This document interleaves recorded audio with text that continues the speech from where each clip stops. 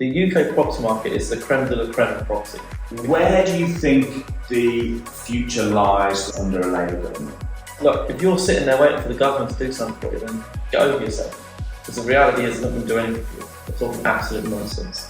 Hey, I'm Russell Leeds and welcome to the Property Investors Podcast. This week I'm joined by Charlie Pennine, who is a property investor, estate agent, international developer. I mean, the list goes on. There's a lot that you do, isn't there? There's a lot of plates spinning. Brilliant. Well, yeah, I thought we'd have a general chat really about property investing, financial freedom, what's going on in the market right now. And I'm also very interested in your international developments. I know that you're doing a lot of stuff over in Dubai, so we'll definitely touch on that as well during the show, if that's okay with you. Good for me. We'll go wherever you want. Brilliant. So why don't we start with how you got into property? Because I was reading that you bought your first property at age just 18. Yes, I wasn't allowed to complete until 18. So I agreed to purchase it prior, but the rules were it had to be 18 to own it. See, I was 19, thought I did quite well, but you've hit me to the post here. So 19 is still really good. It's pretty good. It's pretty good. But how did you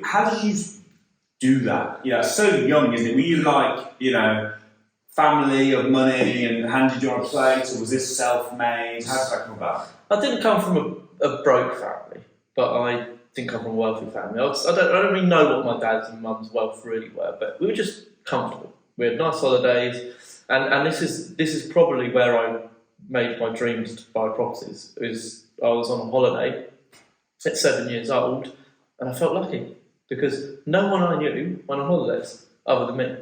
And I just remember thinking, I want to be financially free. And I don't know why, it's quite odd. I could either be a really weird 7-year-old or very clever.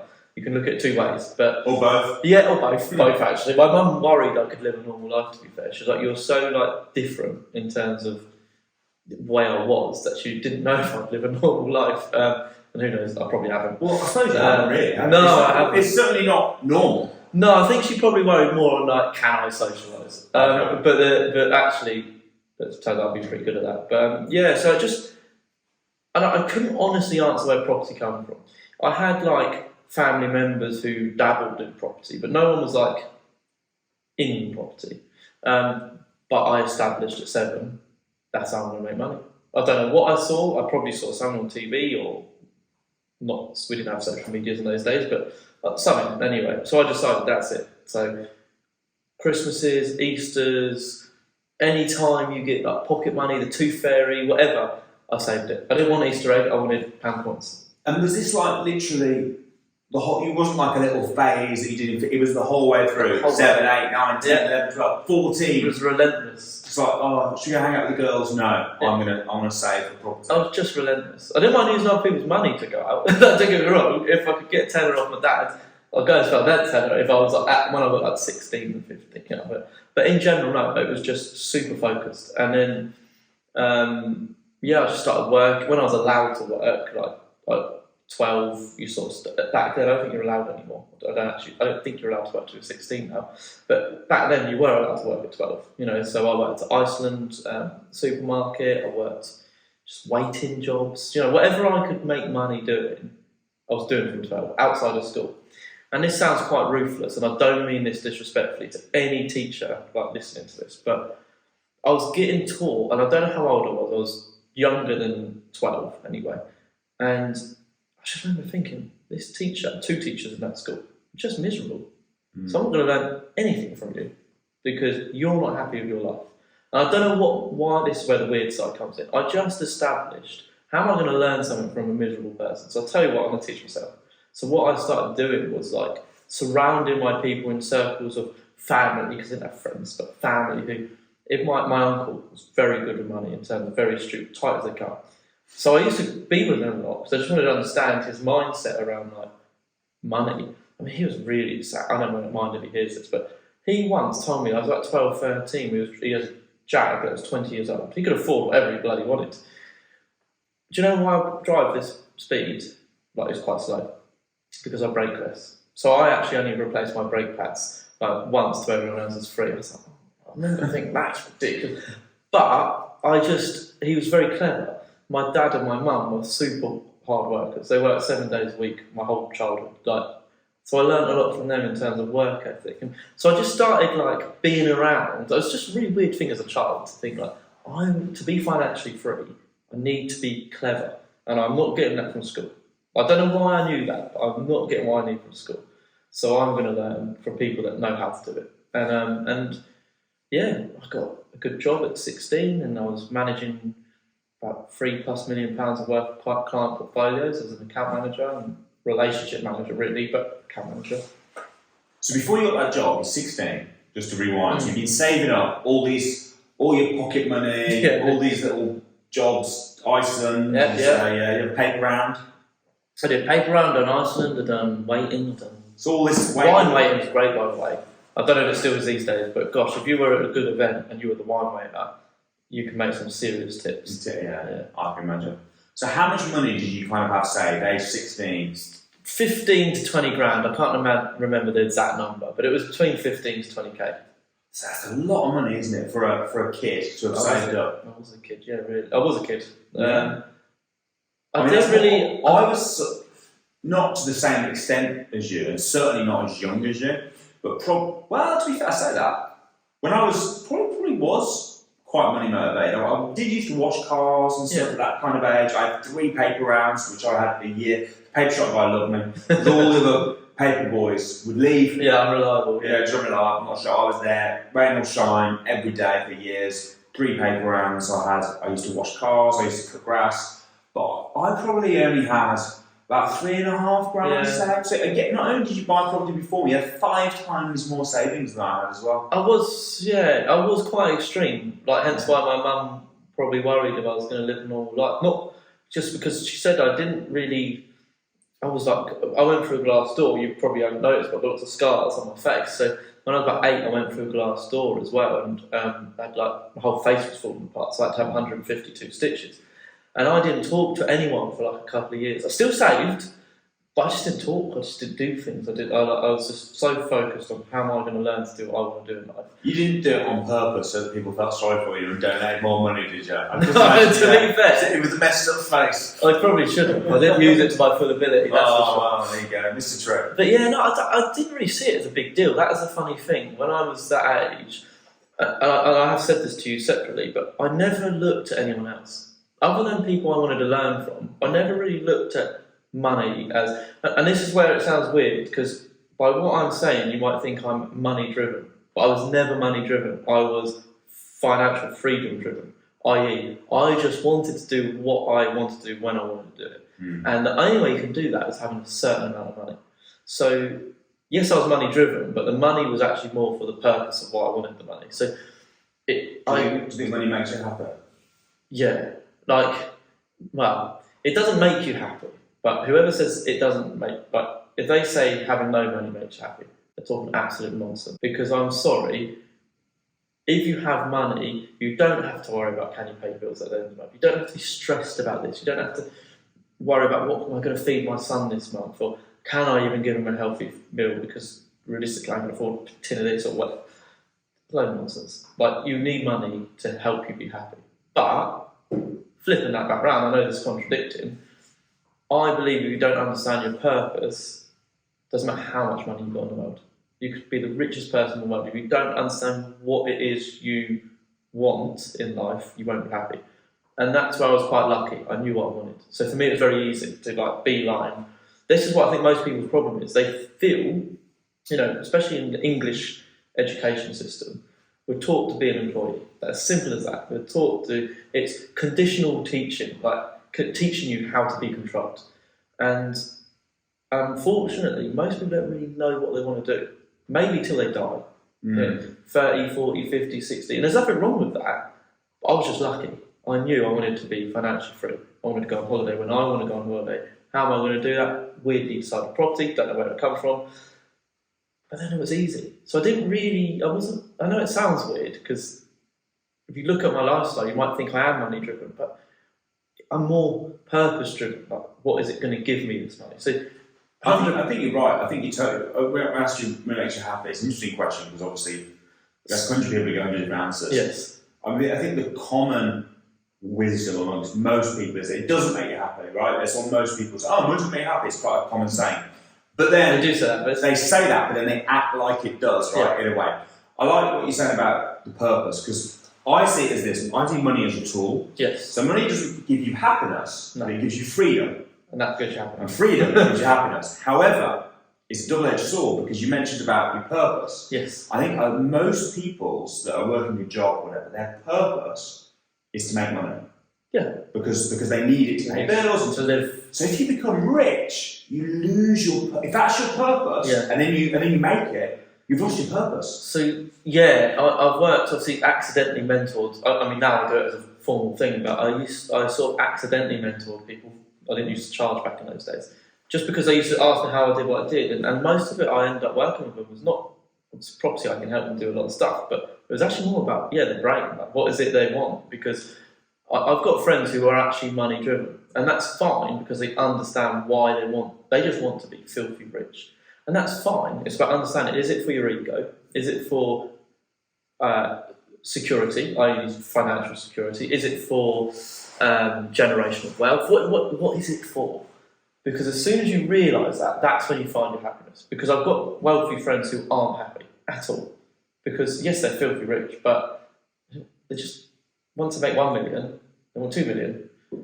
But then when they get 2 million, they're like, oh, I want 3 million. And it's like, it just keeps going, but because they don't really have. But then I've got other friends like that who actually, they're quite open. My ego wants me to be the richest person I know.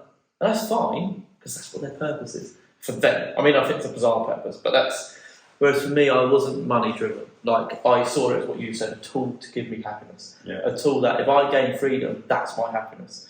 I can then, if I want to take my son or family on a holiday tomorrow, I don't need to ask anyone.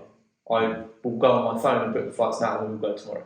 And that's that. That was my happiness. So this is why when people say money doesn't make you happy, it's a load of nonsense, because if you've got money, you can make yourself happy if you understand your purpose. Yeah. It's double-edged. You do need to understand what you're doing. And you can be happy without money. Yeah. Because if you've got a purpose, it doesn't need it. So it's not a direct correlation, but it's like saying, does family make you happy? Well, it does. Not all the time. Not all the time. It can be painful. But you can also be happy if you haven't got a family. Yeah. I think money just makes it easier. That's the reality. If you don't have any money and you're constantly struggling, you are going to have a lot of unhappy moments. Yeah. So I'm not saying you need to be rich. It's just more about if you just are comfortable, and that you need money to be comfortable. Yeah. So yeah, it's a common question. It's not a common question. A common conversation I have with people, because a lot of people that want to work with me, they quite commonly say, "I just want to be rich." What's rich? £1? £1 million? Like what is rich? Because to me, rich is having freedom, not being. My wealth hasn't really substantially grown in the last 10 years because of choice. I give most of it to charity and stuff like that and help people.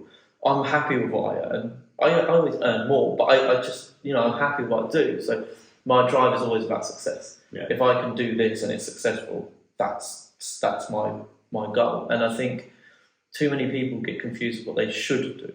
Yeah. What society is telling them they should do. And Instagram, a good example, I've got a big following on Instagram, and I make a lot of money because I'm on Instagram. I hate Instagram. Because actually, all most people do on it, not me, but what a lot of people do is create fake lifestyles, and people buy into it. And what do? They start comparing themselves to those people. The reality is, don't compare yourself to other people. Figure out what you want and focus on that. But that's why I never really, when I got to that 15 to 20 grand at 16, I never, this is why I should know, because some people said, when did you become financially free? I don't actually know. It could have been earlier than 21 as far as I'm aware, but I never was really money driven, so I just did what I did. Yeah. And that was it. So at 16, I genuinely didn't even see it as a big deal. I never told people, no one really knew about my wealth until recent years, because I didn't really like people knowing. I was quite quiet about it, because certain people aren't happy for people that do well. And that's probably when we talk about family. That's what I mean. I was just quite conscious of not. But then nowadays I'm like, do you know what? People You're letting it all out. Yeah, and that's it really. So what was the first property that you bought at age 17 stroke 18? What? It was a flat. Okay. Technically my worst investment out of anyone I've ever done. But I still own it. I can't sell it. Well, I can, but I just that emotional attachment, which you'd never do in property. it's there as a reminder of the start of my journey, also why I don't do the way I did that flat, and lots of reasons. But yeah, it was a flat, and there was not, like I said, it wasn't the best investment. I was quite ignorant because I was earning good money. I was just like, well, I've got money, so I'm going to buy properties. How much did you pay for it? I think it was 90 grand, give or take. 90 grand. What's it worth today? Yeah, well, more than double. But it was. Oh, it sounds like a terrible investment. Well, yeah. Well, I guess when you word it like that, it probably doesn't sound so bad. But I mean, I put everything I had into it. Didn't leverage properly. Do you know what I mean? There's lots of things. I'm not saying the property was the worst investment, but it was the worst. Yeah, because you're figuring it out, right? It's the first one. You're learning as you go. Yeah, no, I wasted a lot of time, really. But I made up for it. So, could you tell me one thing about property investment that the average person doesn't know that they should? So my most, the problem is, we talk about property a lot. So sometimes it's quite hard to know what the average person doesn't know. But from my general consensus, what people say to me, people genuinely don't understand leveraging. They just don't get it. I mentioned my sister to you privately earlier. The first thing an average person thinks about is, how do I pay my mortgage off? They are taught, coming back to the education system, we go to school, we go to college, we go to university, we get a job, we pay into our pension until we're 67, or probably 80 by the time they get there, and then we retire happy. No, you don't, you die 2 years later. So they don't really understand leveraging, because when they buy their house, and I think the average is just lowered, so I could be wrong, but it used to be 38 years old was the first time buyer average. It might be lower now, because I know banker mum and dads have come in quite significantly in the UK in the last few years. But all they think about is, how do I pay off the mortgage? Because what they should be thinking about is, how do I use this? I've got a really good asset now that I could use to buy a hell of a load of stuff for me. Not even me using my own money. And I think that's the most common misunderstanding. People just don't understand leveraging. They see mortgages as a scary thing. Whereas actually, if you're going to use leveraging for a portfolio, you're not going to own those forever. And if you've got kids, you're probably going to leave them to your kids. So actually, it's not even your problem. You just leave it in the company, and then they take on, and it goes probably through generation. And that's what I think the biggest thing the average person doesn't understand. They know mortgages, they don't understand what leveraging is. They just don't get it. I wouldn't even have a problem with someone leveraging the money, to remortgage the property, and then just using that money to live on. Because at the end of the day, it's tax-free money. But that's the other thing. People don't realise these things. And actually, the common investor doesn't either. Because the average, this stat is of three years old, mind you, so it could be slightly different now. But, people look at landlords, tenants, public, general public, people might own one house. They think landlords are filthy rich. The average owns one property. Oh, I saw that, yeah. One property. It's quite high. 90% own 1 to 3 properties. You are not. If you own 1 to 3 properties, you are not rich, right? That's what you are. You're better than the average, but you're not rich. You actually you just cover costs most of the time, which is fine. Still great investment. When you come to the end of that and you look at the capital growth and the yield and the combination, it's still great investment. 8% have 4 to 7 properties, and then the rest, the last 2% live in the 10 plus. So actually, there's only 2% of people that are genuinely financially free. Like what you kind of think of as like a portfolio. Yeah, there's only 2%, and people get confused. And so what I'm saying is, the average landlord doesn't even understand leveraging that well. The amount of landlords I work with, it's cash free. Why? Well, because that's better. Why is it better? What world do you think having a 200 grand house cash free is better than owning 4 houses that are all getting yield? And the average it's taken, the longest it's ever taken for equity values to double in the UK is 14 years. That's the longest it's ever taken. The shortest is 1 year. So you're telling me having 1 asset is better than having 4? No, it's not. But they just get scared of mortgages. They just think, I don't have a mortgage. But you're not paying for it. The house is. And then I structured my mum's portfolio when I was quite young, to be fair, because she had a cash-free house. And I was like, which is good. It was a nice road, quite a lot of cash in that, obviously. So for her perspective, the normal average person perspective was like, great, I'm set up for life. She didn't have a pension. So I was like, what happens when you are 60 and you don't want to do anything? You can't afford to live. She never thought about that. And I was like, so what you need to do is pull all the money out of this house and just buy loads of them. Buy loads. And she's like, oh, I don't want. I was like, you're not going to be paying these mortgages. And we made a really clear plan. When she's 3 years away from not wanting mortgages anymore, we'll pay them off. Which how are we going to pay them off if they don't have the money? If they're interest only. I was like, each of them would have gone up in value, probably double in a 10-year span. And that is exactly what we did. We sold off 3 houses in total over 3 years because of capital gains. And it's probably don't matter so much this year, and those 3 houses paid off all bar 15 grand's worth of a mortgage. So she's now got a portfolio of cash-owned properties and her own home. And she earns enough a month to live without having to work again. She still works, right? Because she's a workaholic. But do you know what I mean? It's just, they don't, even my mum included, didn't really understand. I don't know why I didn't understand it. She didn't understand leveraging. Yeah. So that is the biggest thing people miss. And even a lot of investment experts, people like Dave Ramsey and Juicy, he encourages people to save up until you've got the whole amount and don't use a mortgage. I mean, I suppose the only comeback to that would be over the last few years, depending on your, if you're just having them as a typical buy-to-let mortgage, with interest rates, we know that they're on the way back down now. Yeah. But with interest rates being so high, people are actually losing money. But so I'll come back to we're probably going to talk about some of the stuff I've done with deVere and what I did earlier in my career as well. But this is, for me, not smart investing, because when I invested with people, I always invested based on 8% interest rates. And they used to say, well, 1%. I'm like, yeah, but I don't care. Let's just pretend it's 8%, because when it goes up, you're covered. Job done. And so none of the people I've worked with in the last 13 years had any issue. The problem is I did have snobbery factor customers who wanted to buy in Surrey or London because they wanted to buy in Surrey or London. There was no real investment case here. It was just like that. So now, like you said, when the interest rates changed, suddenly in the Surrey area, specifically in London, they're at a loss. If they're doing run-of-the-mill buy-to-let, they're now at a loss. But that's because they weren't smart. So your argument back would be, just don't buy properties that were bad investment. Yeah, just think about it, about what is the long term, what's the end goal. When people phone me and say, I want to be rich, well, what is rich and what's the end goal? Because then we figure out, the problem in property, I think, actually, is there's just so many ways to do it. So many. Probably ways I don't even know. And that can be quite overwhelming. And then you think, I'm just going to do buy-to-lets. So you just do buy-to-lets. And then you don't really understand your end goal.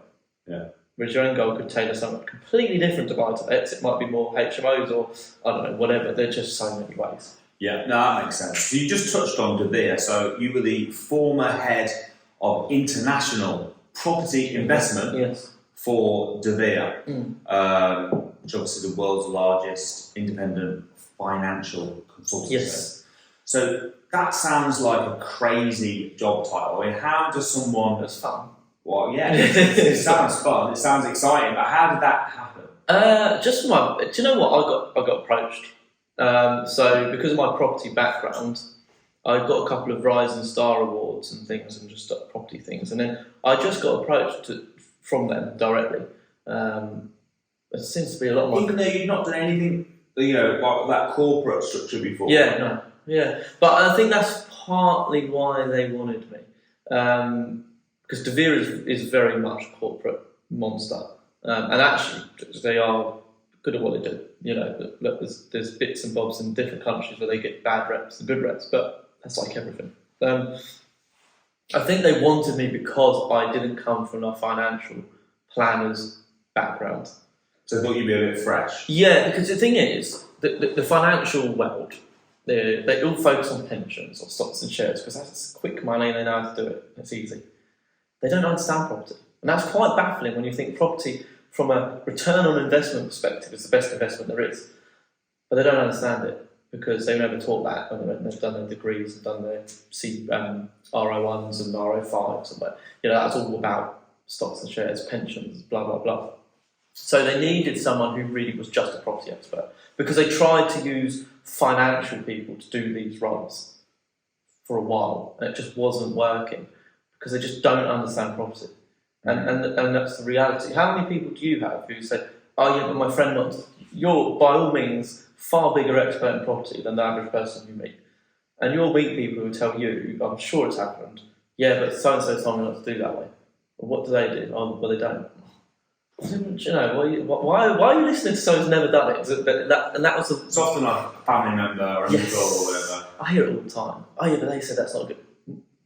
Whatever. But my uncle told me I should drive slow. Yeah, but they had that set up really, where they had financial planners doing property advice. Right. So how are we there? How long were you at deVere's? It was. I'd done a lot behind the scenes before officially taking over, so it was a few years. Yeah, like 2-3 years, something like that. 3. Yeah, it was a project basically. I was never going to stay a long term because coming back to my financially free statement, I'm very hard to be employed because unless I really love whatever it is you're doing, and I really want to be a part of the long term thing, it's hard to keep me employed with you for a long time because as soon as you start telling me I can't do a holiday, I can't do this, I'm going to tell you where to go. And the great thing with deVere's is James Green is one of the most phenomenal people I've met. They are very with people like me, they're a bit more open to okay, yeah, I realise we can't do property that well because we don't know it that well. And the people trying to get to do it don't know it that well. So we need property people, but they wanted us to form into the structured way of working. I said, well, we're not going to get any property experts then. Well, yeah, no, we won't, because no property expert is going to come do that. They need to work in their way, and we need to be flexible, and they can work from home, and they can do this, and they can do that. Because you're not going to get property people who know property to come sit in an office from 9 to 5 days a week, tick boxes. They're not going to do it, because people who make money in property don't do that.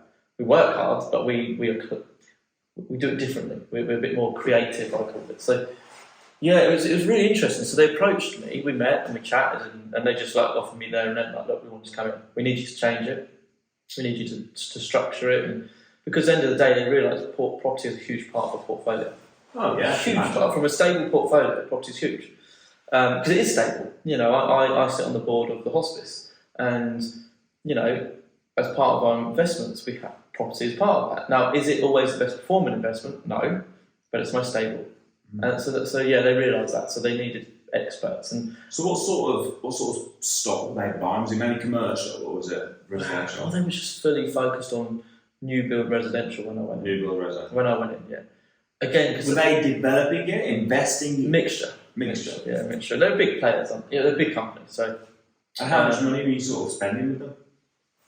Well, it's with customers, it's billions. You know, they've got 16, 17 billion under asset management. So we're talking billions. So, but yeah, this is where, you know, I've got to be mindful of what I say. But the structure just wasn't there. Like to me, I've sold new build developments, obviously, but they're not always the best investment. So, what we're selling here, we're selling an investment or just to buy a property, because that's two different things. So that's what I had to work with. I had to really restructure how we're looking at this investment. Now, new builds are quite good purchases from a hands-off overseas investor, filthy rich, is more than happy to wait a little bit longer for a return on investment. Then they're quite good investments because actually they don't want any maintenance issues or any this or that. What you and I know is you pay a premium for a new build, and it's not good premium for an investor. No, because that means you've got to wait longer to see the return on it. You don't want to buy a new build. So yeah, it was just really, if I'm honest, the whole structure was like completely different to how a property investor would look at it.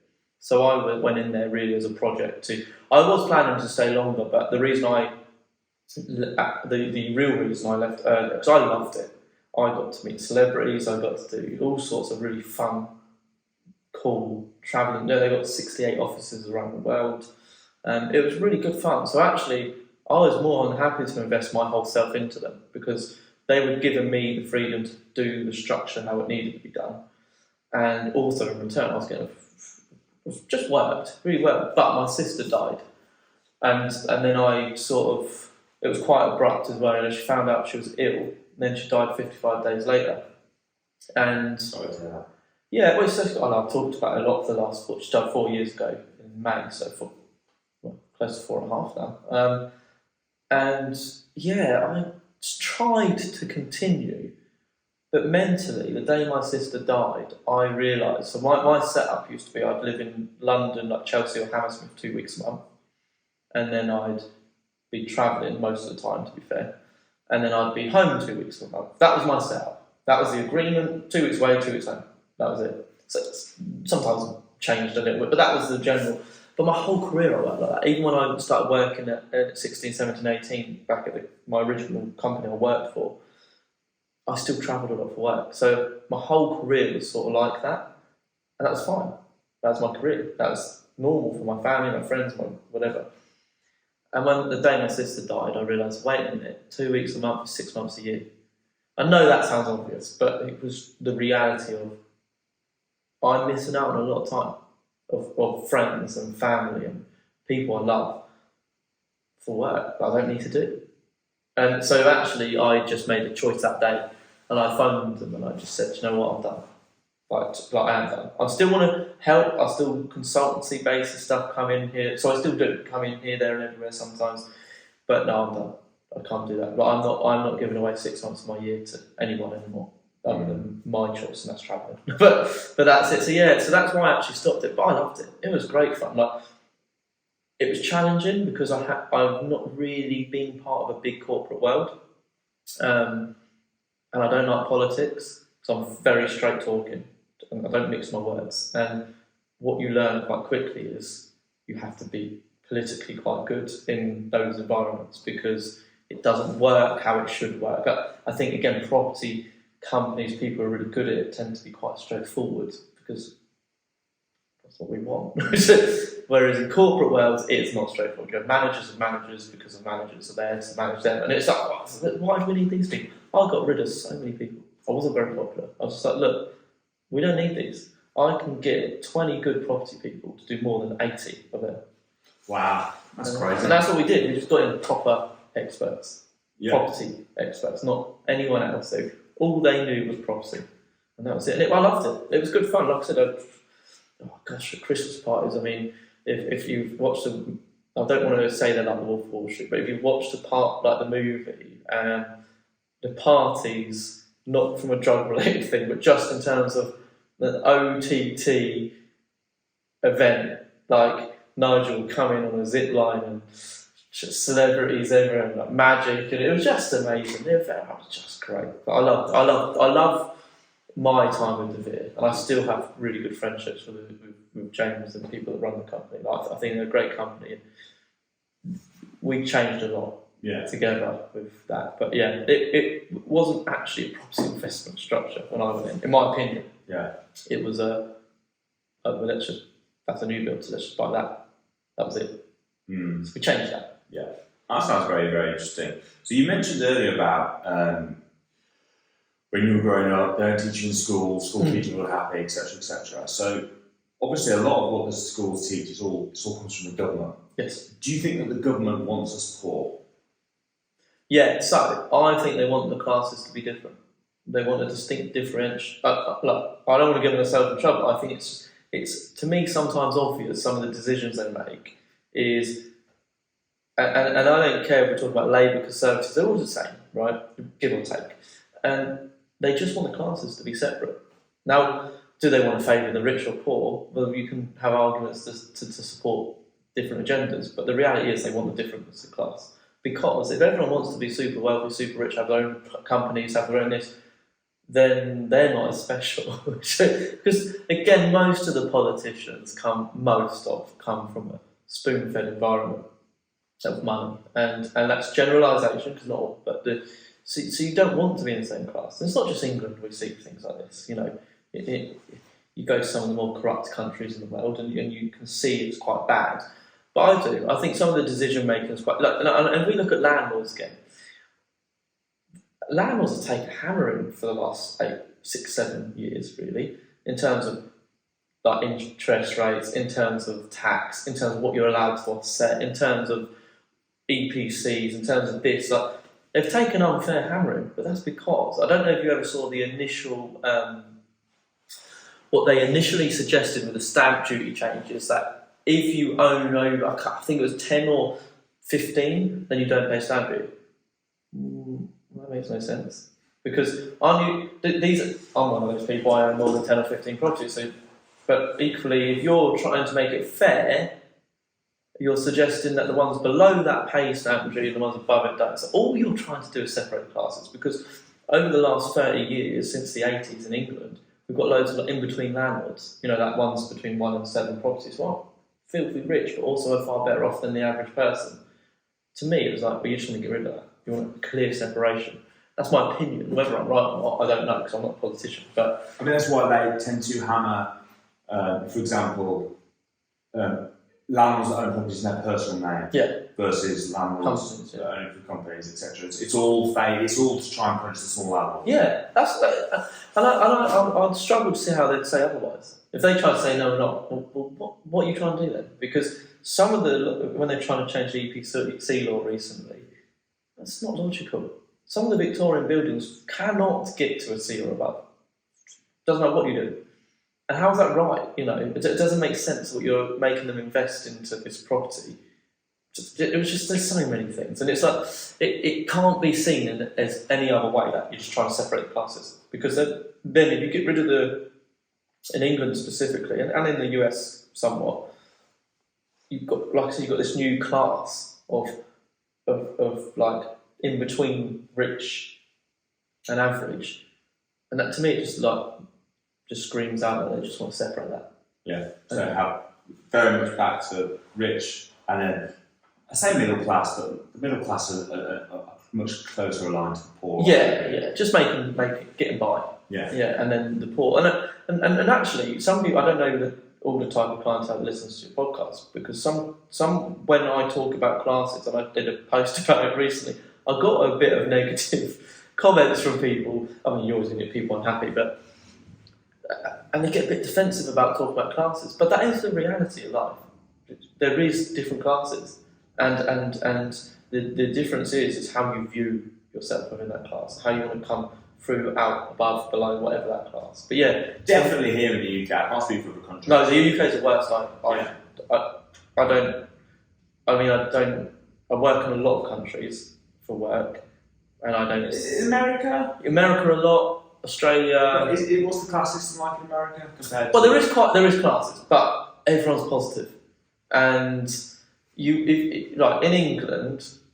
I don't want to get myself in too much of a bother with people here, but someone's driving along in a Lamborghini, unless it's in like London or certain places, people aren't happy for them. They're like, well, they're lucky, or I don't know, they got given it, or whatever. I don't know that person. They don't even know that person. In America, if someone drives along in a Lamborghini, everyone wants to know them. How are you doing what you do? And it's a very positive, sometimes a bit too positive, but it's a very supportive environment. So yeah, it's a very different world. Whereas here, we don't like talking about classes. Well, you can't categorize. I had somebody work for me who saw that post. Said, well, you can't categorize people. I'm not categorizing people. That's the reality. Yeah. That is how, and I'm not saying it's bad whether you're in the elite class or the poor class, lower class. It's just. That is the reality. Whereas in America, they seem to be far more open in terms of having that conversation. Hey, I'm in the middle class. I want to be in whatever way round it is. It's just a very different mindset. So in England, it's and I think it comes from the education system as well. We are just not really taught to be open about. Do you worry about your kids with the education system there? Yeah, I do. Big time because of that. But it is a lot about environment though. So if you've got a good family, friends, then you can tailor against that. But as a community, we spend more time looking at our phones than we do our kids. And I see this. Obviously, where I'm a dad, that's quite fortunate. I can pick my little one up from school or nursery when I want to. But I'd be in that playground with my stepdaughter in the past, and when you're 7, kids just want to see their parents. Really excited to see and tell you all the nonsense that's gone on in their day that means nothing to us really, but they're just excited. And then most of the parents I've seen in this playground would just be looking at their phones, or some of them smoking a cigarette and not really engaging. So it's a cultural thing now where it's not just the educational system, but when they come outside, and I'm generalising, I don't want to, I am generalising, but we've become in an environment where we're not making intentional connections with people, our family, our kids, friends, whatever. I've got one of my best mates is a nightmare for not stopping looking at his phone. So he thinks he's skipped around it in recent times. He's got a smartwatch. So, but all he's really doing is reading them on there instead of replying to them on there and his phone. And I'm like, mate, just that doesn't count. That's just changing device. But yeah, this is what I mean, and this is the problem. It starts with education, but actually, I think it comes more down to parenting. I was very lucky. My dad and my mum were very supportive. My dad was a typical old Greek man, and he was very passionate about do what's right for you. Like, if you want to clean this floor as a living, make sure you're good at cleaning that floor for a living. And that was how he was. He wasn't dictating in terms of I have to be a lawyer or I have to be this. It was just like, whatever it is you want to do, you be good at it. And that's so for me, I think you can help the education system, because the education system is flawed in England. What about financial education? There isn't good enough. It's not. They don't talk. Like, I go and do a lot in schools these days, talks, and I do some young enterprise mentoring at times if I've got time. And the first thing I'm talking about is profit margins, gross profit, net profit. They don't know this stuff. They don't get taught it. But the reality is, when we finish school, we then have to get a job or university, whatever. Because we can't live for free in this world. You can. Well, actually, in England you can get around it somewhat. But they don't understand money. Yeah. Very few people understand money when they leave school because they're not taught about money. What we should be learning about is budgeting skills, how we look after money, how we value money.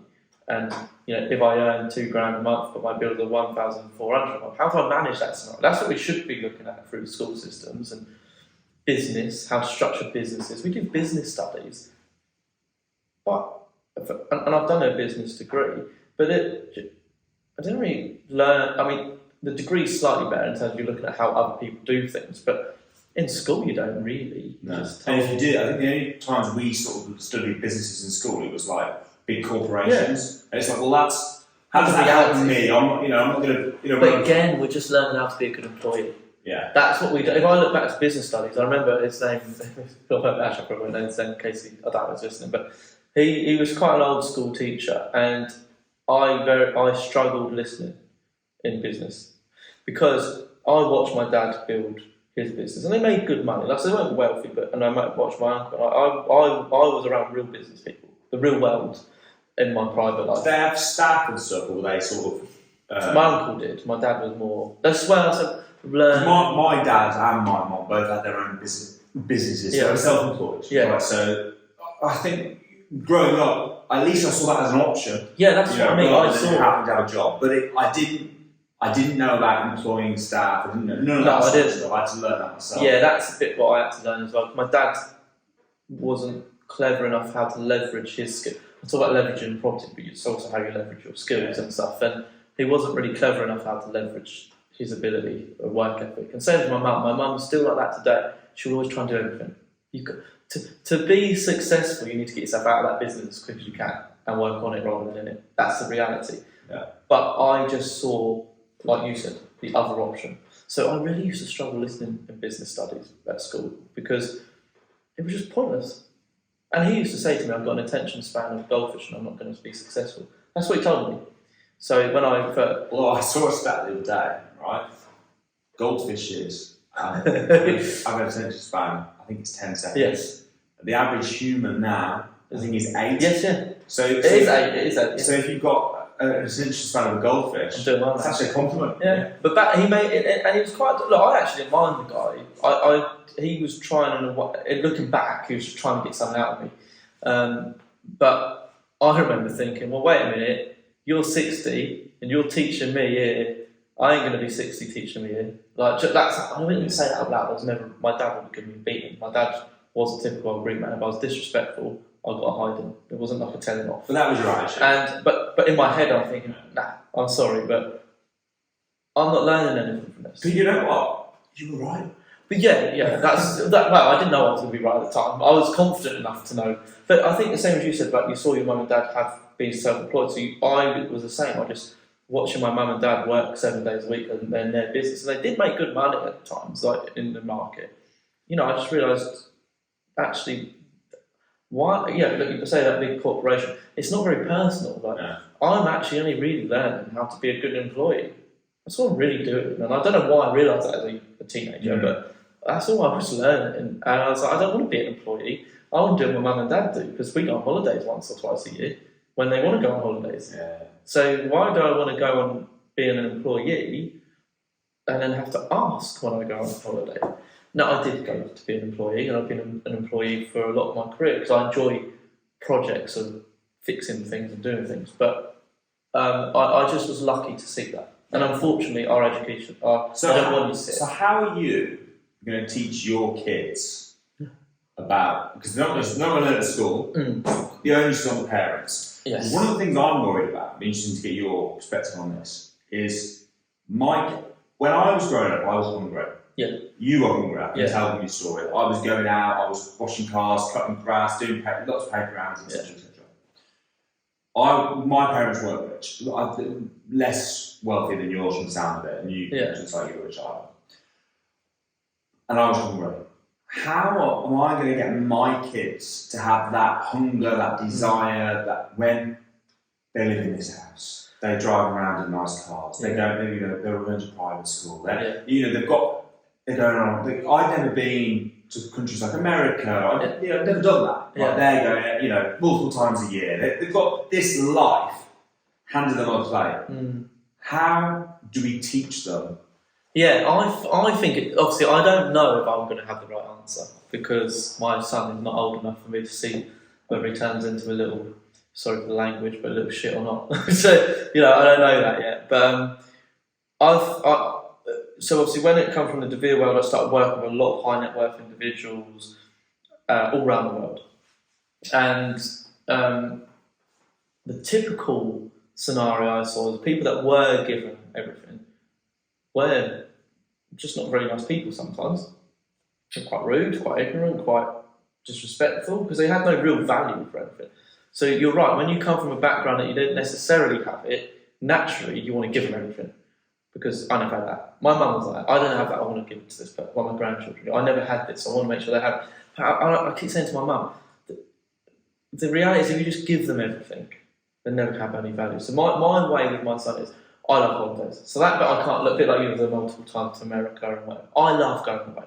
See, I can't really hide that bit from him. So, but I done something, and I did tell you about this earlier, so I'll mention it. But I tried to do things because I've got a stepdaughter as well. I tried to do things that encourage them to think for themselves. And I know that sounds really obvious, but I told you about this story. But I gave her a £10 note recently. And I just said, you've got to make me money. So it landed a penny, £1 million. You've got until Monday, this is a Thursday night. And I said, you've got until Monday after school. When you get home, if you've not made any money, you're going to give me my £10 back. And even if you spent it, that means I'm going to take the next £10 from you whenever you get £10. And then you need to clean the house 4 times over, cut the grass, blah, blah, blah.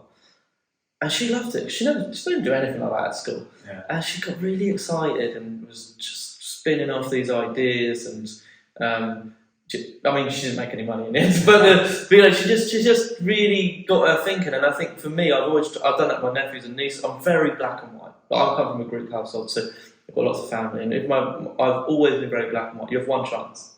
That's how I am with people. Like if I ask you to do something, that's the only time I'm going to ask. Next time there's a consequence, and I think that just from my dad was not perfect by a long way. Like he's actually quite a bad person in some ways, but for me, I really valued that line. I just knew the line was there. I'm not going to cross it. Now, I would never physically touch someone. My dad was quite happy to give you a beating. You don't need to do that. But as long as they understand there's consequences to every action, that's what I'm like. Even with my 3-year-old, that's hard because he controls every emotion in my body. But there is a consequence to your actions, even at 3. So I think that's the biggest thing we can teach kids is just consequences to actions, and try and giving them monetary gains where the £10 to her was like £1 million. Oh my God. Oh, loads of stuff for £10. You remember when I was like that age, so I think, I could buy so much stuff with it. You can't, but in your mind. So I think that's how I think is, and being in this environment where they do see what work is. You know, I don't believe anyone should be lazy. So Ruby has things to do, like chores, and there is monetary gain to some of them, not all of them. I remember when I first asked her to clean her room, and she said, "Well, do I get pocket money for that?" No. You live in my house that I pay for, and you live off my money, and I should pay you to tidy the room that I put over your head. No, that is your job. That's your job to do. And if you don't do it, there's consequences. That's a rule. I don't care. You know, that's a rule. It's not a dictatorship. It's just like that is. You know, you don't look after it. She gets pocket money for extra things, like over the top of. You know. So that's one thing you do. So she has to, certain chores she has to do to have. And there's consequences. Do you sort of get, because one thing I've done, started doing recently, so there's quite a cool app I downloaded. I don't know what it's called now. I think it's Hotjar. I've heard of it. Yeah, I've not got it. Right. So like, it allows you to sort of have different spending accounts. Yes. So you have for your kids. So we give them their pocket money into there, but I've also set them up like a junior ISA. Yeah. And I said to them, like, you've got to invest at least 25% of your portfolio. Yeah. Into your ISA. So it's, I know. If you get 20 quid, yeah, you put five in. Put five, exactly that. So after they're seeing their little pot grow, which is quite nice. Yeah. Seeing their you made 78 quid so far in interest. So I want to get them in the habit of kind of investing. Well, parents, because you mentioned this earlier, where people like to say money doesn't make people happy. What we've got is a culture where people don't like to talk about money in England. So if we don't talk to kids about money, then how are they going to learn about money? So you know, them seeing their accounts grow, it's going to they might not even see it as teaching them a lot, but actually just starting to understand the value of money a bit. And that, again, that's something I used to do physically with my dad. If I used to work at the market, initially I used to charge him a time-out bar on a can of Coke. And then I realised, wait a minute, I should be getting paid a bit more for this. But he used to pay me in cash, and I used to count my coins, and I used to go put them in my bank. But just me counting the money and understanding £1, £2, you don't adding these up. I just started to understand the value. Yeah, I think you do just being around it. You don't have to necessarily get taught it. If you're in and around, it's like when you watch. When I love football. You football? Yeah, I love football. Yeah. So like, I used to watch Match of the Day. Yeah. I knew all the players. It wasn't like having lessons. I knew all the flags, the countries, geography test. Bloody give me that. I'll pass it because of football. Yeah. I know, that's why I know all the Italian cities, Spanish. Oh yeah, I know where that is. It's good for geography. Yeah. It is definitely. You're an Arsenal fan? No, I support Newcastle, funny enough. Really? Yeah. All my family supports Arsenal or Newcastle. Tottenham, like 50-50, proper Greeks, Arsenal, Tottenham. And then Alan Shearer was like God when I was young. So it was just as I really started falling in love with football, and he just happened. I nearly supported Blackburn, and he just transferred to Newcastle, so I'm stuck with him ever since. Fair. Yeah. Okay, cool. Yeah, but you're not being taught about it. You're around it. You pick it up. Yeah. Money's the same, isn't it? That's it. That's what I mean. And we just seem to be embarrassed about it. My you know, I've got family members, friends who are embarrassed to talk about it. But why? We should never be embarrassed to talk about money, because that's the reality of life. There's only certain things in life we know for sure: tax, death, and money. You know, those things are realities of life. You need a house, but that's the reality of life. So I think people hide away from it sometimes. And I work with some people like in their mindset at times, and they aren't always maybe wealthy, like got lots of excess income as such, and they purposely don't talk about money at home. And I'm like, but you're saying to me you don't want your child to be in the same scenario as you. So just because you don't have money doesn't mean you can't talk about it. Doesn't mean you can't learn. Doesn't mean you can't be around it. You know, and I think that's the reality. And that's why with your children, and this is the other bit, which is quite tough depending on where you live. To be fair, is we talk about the environments. Try and encourage. If you've got the opportunity as a parent to put your child in the right environment, then put them in there. And I mean, like, you know, you don't want them to get village mentalities. You don't. Now, it doesn't matter what your view is, and I come to the same back to diets. You could be a really overweight fat person, right? But if you have a kid, it doesn't matter what you enjoy food-wise and drink-wise. Your job is to make sure the kid understands a healthy diet. Now, when they're an adult, if they want to be overweight and unhealthy, that's their choice. But as a parent, your job is to put them in the right headspace, and that's normally when you see a fat kid. Yeah, it's fat mom, dad. Exactly. And this is what I mean. I think so. We can be the same. It doesn't matter your outcome in life, whether you're super rich or super poor. You can still try and put your kids in the right mindset, the right environments. It's not always easy. And I think, you're right. When you do have money, you just don't start realising the means you start to live to. And then, but for me, my son will, hopefully, touching wood, will probably realise I've got money. Or he has, we have money. Because like you said, that your kids, no, not the average person does not live in this house that you live in. Yeah, they don't. So they're going to know that when they're at school and around and about. But I will not give him anything in terms of that's how I'll be. So if he comes to me and says, I want a tenner for this, no. Make it yourself. You say that though, right? Apart from holiday. Disclaimer. But everyone here does live in a house like this. So when they go to the school, so all their friends, everything they say, go around so-and-so's house. It's like, so we were one of the parents had something, and it's like, it's Noel Gallagher's old house. It's bigger than our house. Do you know what I mean? And then it's like, private school's an issue with that. So I have a lot of conversations with some of my friends who take their kids to private schools, and do you know what? I think we end up. None of us really know the real answer about is private schools good or not. Now, my final opinion on school, like private schools, was I don't see the real value of it up until the age of year 7, because if your kid is not going to learn and not going to listen at school, it doesn't matter where they are, you're not going to do it.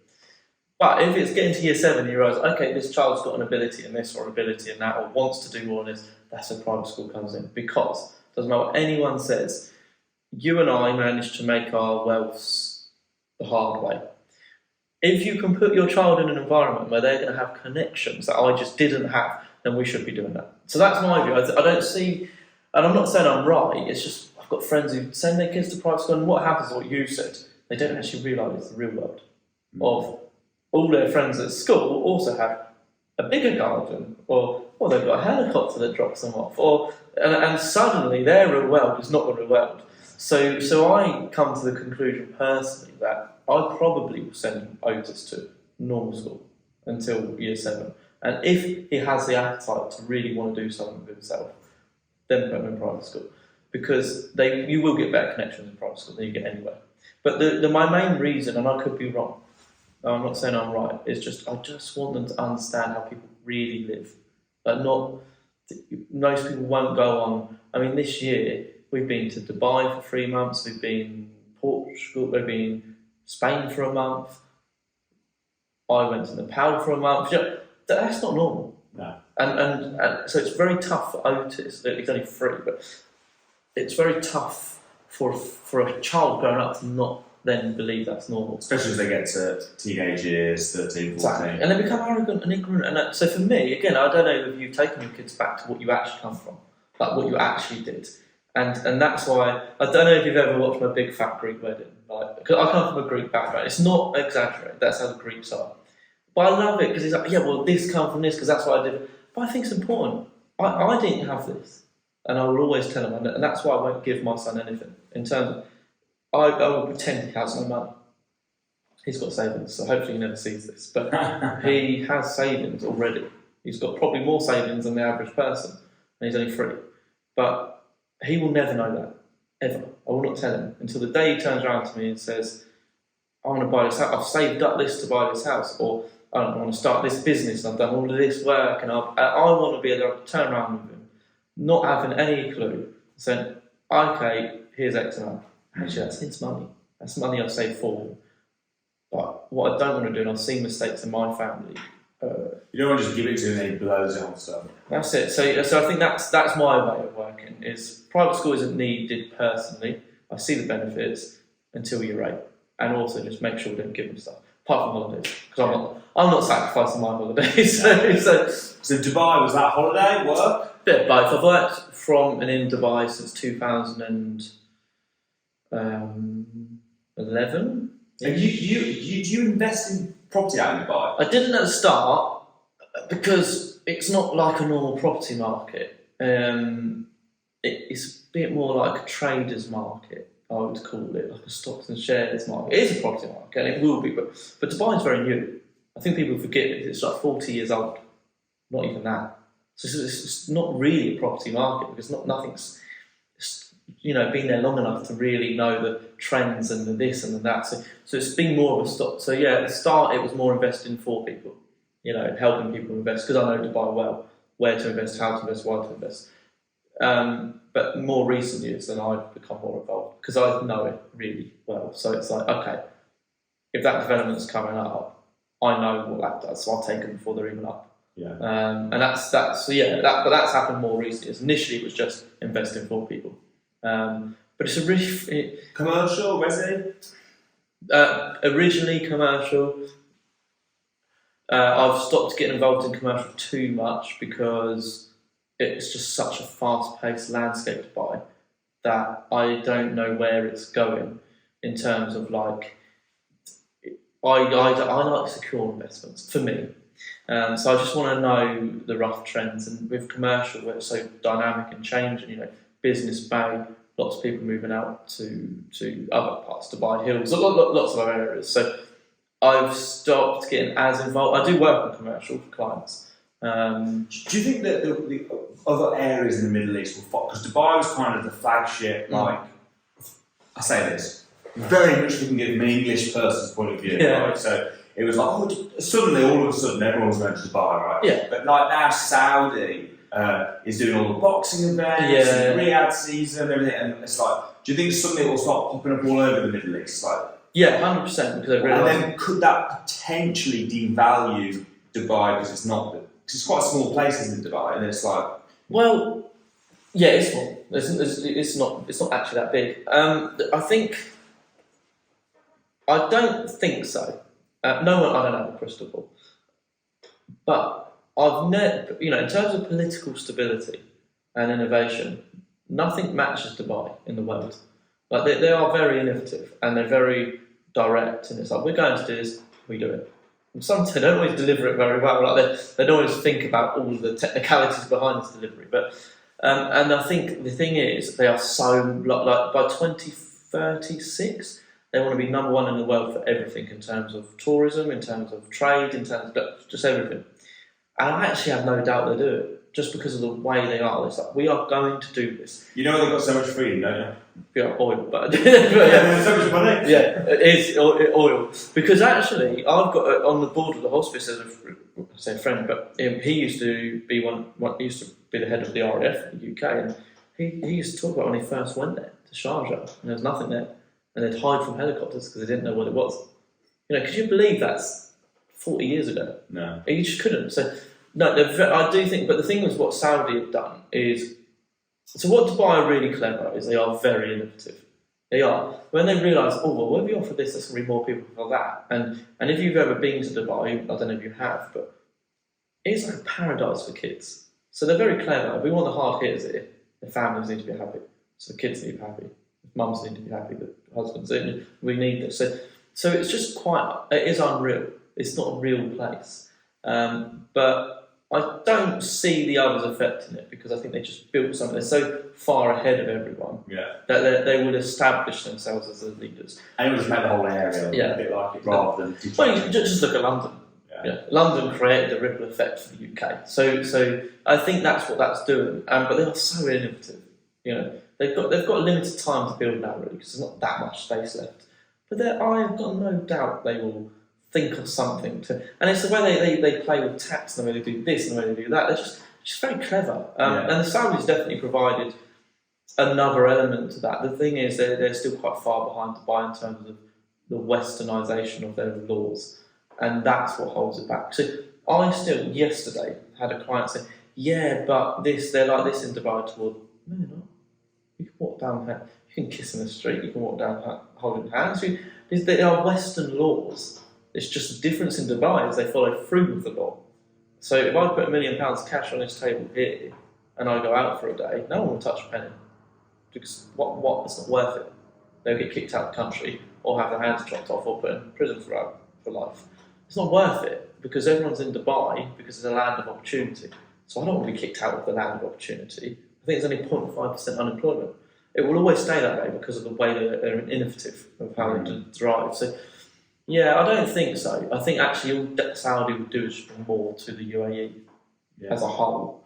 But they're a bit away because yes, they're very, they're pumping a lot of money into the world: golf, football, boxing. They're clever. Oh yeah. They're clever. They're like, okay, the biggest way to give Saudi a profile is sport. Yeah. Football's the biggest sport in the world. Ronaldo's there. Yeah, right. Biggest football star in the world. So they will make a ripple into the. But I just think because they haven't westernised their laws, it's quite tough. Yeah. Until you westernise your laws. So maybe they will. Maybe that'll be the next. If they're clever, they will. Next sort of step. All right. Here's a question for you. Do you have, or let me reword this? Is there a popular opinion in the property industry that you disagree with? Oh. Gosh, that's a hard question, isn't it? Really. I can't think of any that I disagree with. My biggest bugbearer now in the property industry is fake experts, but that's not really your question. But no, I don't think there's an opinion I disagree with because I think I said it earlier. There's just so many. Do you have any controversial views of the property industry that most people disagree with? Maybe I know, for example, you're not a fan of estate. I know it's probably not controversial. Oh yeah, that's probably not controversial. Yeah, I'm not a fan of estate. I own estate agents and I love what we do. But that was only founded because I didn't like estate agents. Yeah. And this comes back to my intentional relationships. Most agents I dealt with, especially before they realised I could afford to do what I done, just rude and ignorant. And they still do it today, You ask about a 3-bedroom terraced house and they'll be taking you around to a 1-bedroom flat. It's like, you're even listening to what I'm trying to achieve. And some of the best agents I know in the UK are phenomenal salespeople. And actually I like these guys. There's someone I'm thinking of specifically who I won't name because of what I'm about to say. But, phenomenal at what they do in terms of selling the property. Their job, very good at it. They don't understand the investment world of property. But then they're talking to people about yields and stuff, but they don't really understand any of this, and that's my problem. You shouldn't, property is the average person's biggest ever investment or asset or liability, whatever one we want to call it, they'll ever make. And you just have to be qualified. I could be a car salesperson, a dishwasher salesperson for 10 years, really good at selling. I wake up, I want to sell properties. That's my training done. I might have always lived in my mum's spare bedroom and never rented a property in my life. And I'm suddenly selling £1 million property, giving advice on £1 million property. I think it's completely flawed. Yeah. You should have to have a proper property background, qualifications. So I don't know if it's controversial because I know a lot of people don't like estate agents, and actually a lot of my customers obviously deal with my agency quite a lot because naturally they end up choosing my agency if they've dealt with me. And when they start dealing with others, that's when they really realise how useless they are. Where do you cover? Well, we have areas that we do more so in. So we do more so in the London, Surrey areas and the Isle of Wight and Hampshire. But to be honest, anyway, we manage the whole portfolios in Durham, in North East, North West, Liverpool, Manchester. But our stronghold is Hampshire, Surrey. Yeah, so where you're based. Yeah, but it was because that's where most people knew me. Yeah. And then naturally, obviously, I'm not involved in the day-to-day of Red School. I'm not involved in the day-to-day, but naturally, a lot of my customers use them because of me. But yeah, so anyway, it doesn't matter whether you're in, Northwest or the Isle of Wight, we cover all of it. Yeah. As someone who's you obviously invest in a lot of properties, you help investors through estate agencies. We've just had a new government get in. Yeah. A new government that typically is anti-landlord and anti-capitalists and social do something. Yeah. Where do you think the future lies for the next, say, 5 to 10 years under a Labour government? So, yeah, interesting. I've been asked this a lot recently, obviously, because when it was coming into voting. Yeah, I'm not positive towards Labour, and actually I'm not politically driven, actually. I don't really like politics. I have to know politics because of what I do, but I don't like it. So anyone listening who thinks, oh, he obviously votes for the Conservatives, or I get called Tory by the football boys. But I'm not a Tory. It's just Labour are against and I'm going to keep it a simpler term, people wanting to do something for themselves. They are against that, traditionally, and even the way they word things. So I'm not confident for the small landlords. I think there's going to be harder hits than the Tories proposed, realistically. I think they will. And also, I'm not. Because most of their policies, to be fair, look on the face of it pretty good, don't they? If you look at how many homes they want to build, if you look, even the negative things like the renters reform bill was actually brought in by the Tories. Exactly. And it's just something that they're obviously continuing. Yeah. So, what do you think that will actually come? Well, like this 1.5 million homes, great idea. There's a shortage of homes, but I just get this feeling, and we can only base it on feelings and history at the moment, can't we? Because we don't know what's going to happen. I don't know that they really would deliver it in the way it could be delivered, because we're talking about the green belt or the grey belt, grey bits. If they just make that all available immediately without staging things and doing it properly, suddenly that's going to really affect supply and demand. And the reason the UK, and I've obviously invested internationally for people all over the world for 12, 13 years now, the UK property market is the creme de la creme of property because there is supply and demand, always. Because of the government, they never delivered what they said they'd deliver. Now, if they just go and make all these grey belts, as they're calling it, available for all at the same time, do this, do that, forget planning, they're on about amending planning to make it a little bit easier and whatnot. Sounds amazing, which it is actually. From an investor, I'm like, that's a really appealing thing. But actually, if we all get given that green light immediately, we're going to ruin supply and demand. If you look at some of the new build developments that happened in Birmingham, Manchester, and Liverpool, that's my concern, is how it's going to be delivered. But I'm not as negative as most of some people are. Some people are like, it's the end of the world. Do you know what? This might sound a bit too philosophical, but if you're sitting there waiting for any government to do something for you, then you're doing the wrong thing. Because they're never going to do what you want them to do for you. So the job is to do it yourself. Get out there, take the action, make it for yourself. Because that's the reality. I don't believe they'll do anything they say they're going to do in terms of to the full scale of what they say. They will. The renters reform will come in. I think they'll do that. No doubt that will come. No doubt the 1.5 million homes won't get built. Yes, exactly. The renters reform. I can't see how they're going to do the 1.5 million homes. It's just a voting mechanism. How do I get votes? So I'm not positive, but I'm also not really negative. I think some people think an end of the world, and actually I had a lot of international investors that were holding off because of the potential of Labour being involved. Because for an international investor, Labour is not appealing. They don't see Labour as a good choice for any country.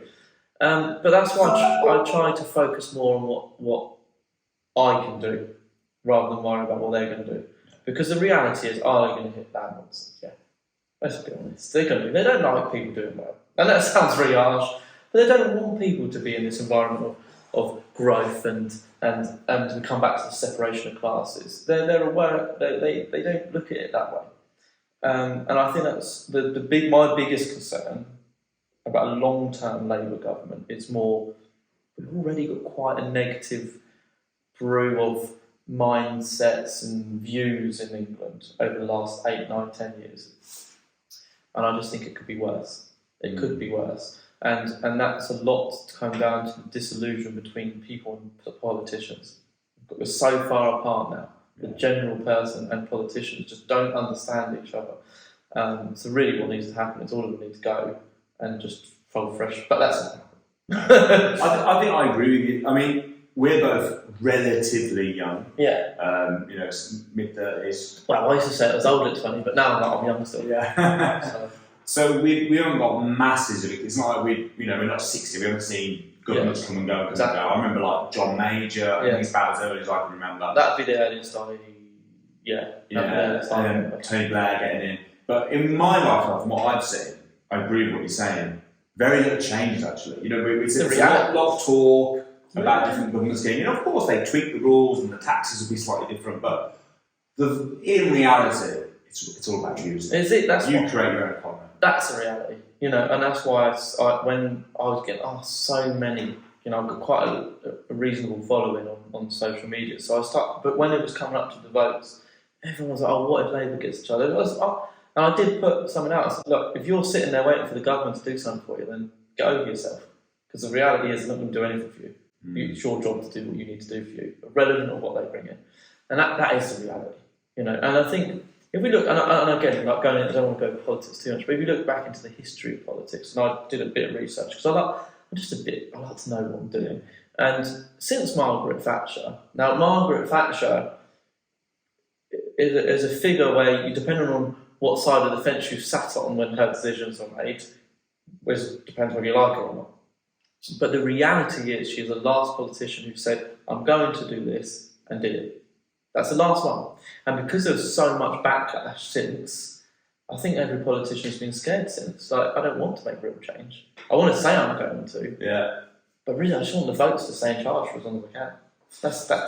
That's how it seems. I could be wrong, so any politician listening to this, they can reach out to me and we can have a chat about it, because I'd love to be proved wrong. But we're property experts, not politicians. No, but that's how it just comes across, isn't it? From the people that are living the way we live. That's how from my experience, I agree. Yeah, but who knows?